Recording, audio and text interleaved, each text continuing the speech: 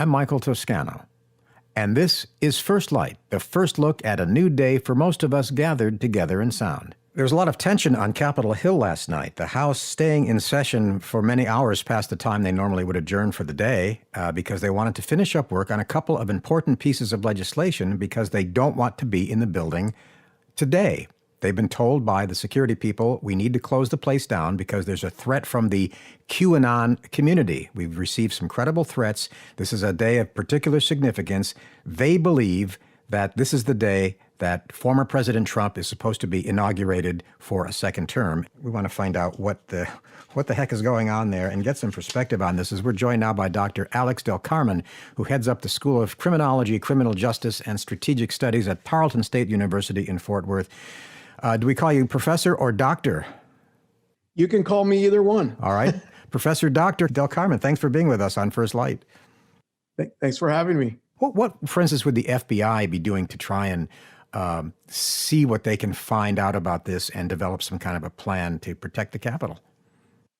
Well, since January 6th, I think the FBI and various other national and local law enforcement entities around the United States have learned a great deal about these groups and particularly about the QAnon followers. And so I believe that since then, the FBI has been very busy in trying to identify the roots, the organizational structure, the funding sources for QAnon, and leading up to March 4th, which obviously today is the day that some individuals have claimed to be the day that the former president becomes the new president.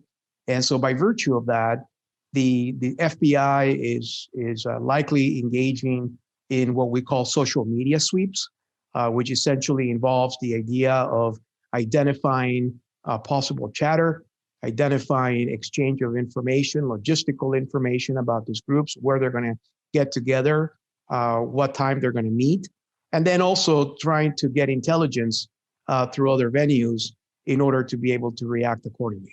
Capitol Hill right now is ringed by an armed perimeter. It seems unlikely that any force of civilians could make their way actually onto the Capitol grounds.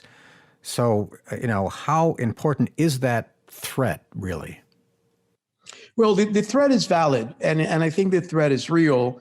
And I would argue that even though there are layers of security in place today that were not in place on January 6th, at the end of the day, there are other methods in which these groups can actually inflict pain, cause damage, and destruction to property and individuals in Washington, D.C. Obviously, Washington is a rather large city, many places of vulnerability, national monuments, federal buildings. So I would argue it doesn't necessarily have to be geared towards the Capitol building. They're going to go for path of least resistance.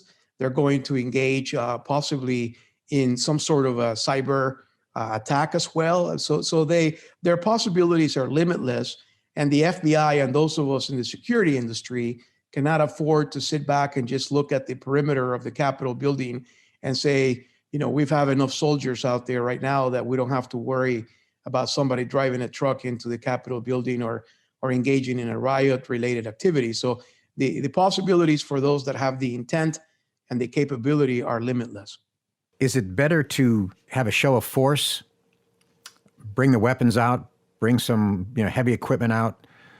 Some people argue on both that, that the presence of what we call in the academic literature capable guardians, which in this case would be the National Guard and law enforcement, actually does deter some individuals from engaging in crime, while others argue that their presence actually invites and provokes individuals to do it. I believe that based on the research that we've done in the past 30, 40 years related to that there is some degree of deterrence, but we still find individuals that regardless of how armed these perimeters may be, they're still going to engage and try to provoke something from happening. So not 100%, foolproof, but certainly helps to have the presence of these individuals versus the absence of them, as we saw on January 6th.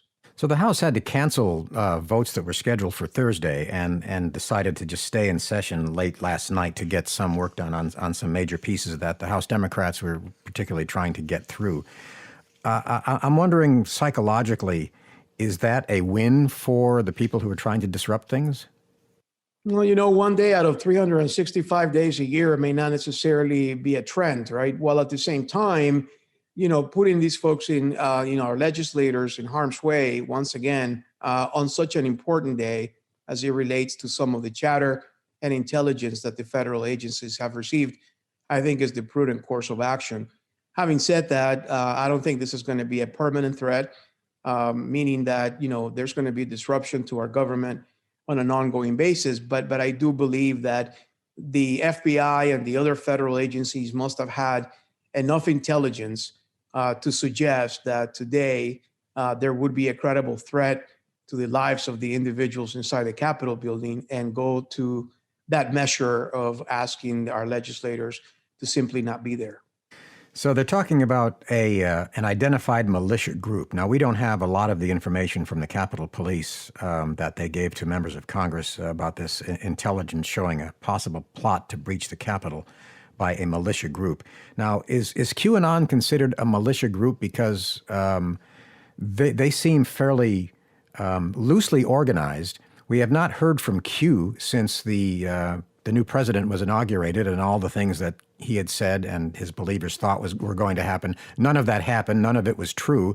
And they seem to have receded into the shadows. So do they qualify as a militia group?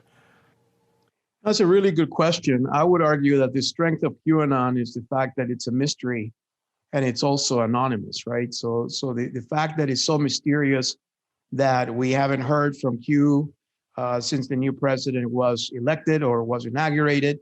And then in addition to that, that you see such a loosely organized component throughout the United States and the world makes it, in fact, even more dangerous. One of the things that we learned back in the 1940s and 50s with the mafia is that they ensured that they would not tell each other who they were working for. So whenever you would capture, a lieutenant working for the mafia, then you would never know who his or her boss was. And the same thing happens with QAnon. QAnon, you have those that actually follow QAnon in terms of social media, but are not necessarily going to engage in a violent act. And then you have others that believe that they're very much a militant part of the organizational structure of QAnon, but yet they don't really know who Q is, or who they exactly work for. So I think although that seems disorganized to a lay person, it is a strength from their perspective, because law enforcement has that much more of a challenge in being able to address them. Well, I guess we can only hope then that today and a year from today, we will not have any trouble. Dr. Alex Del Carmen heads up the School of Criminology, Criminal Justice, and Strategic Studies at Tarleton State University in Fort Worth. Thanks for being with us this morning on First Light. Thanks for having me.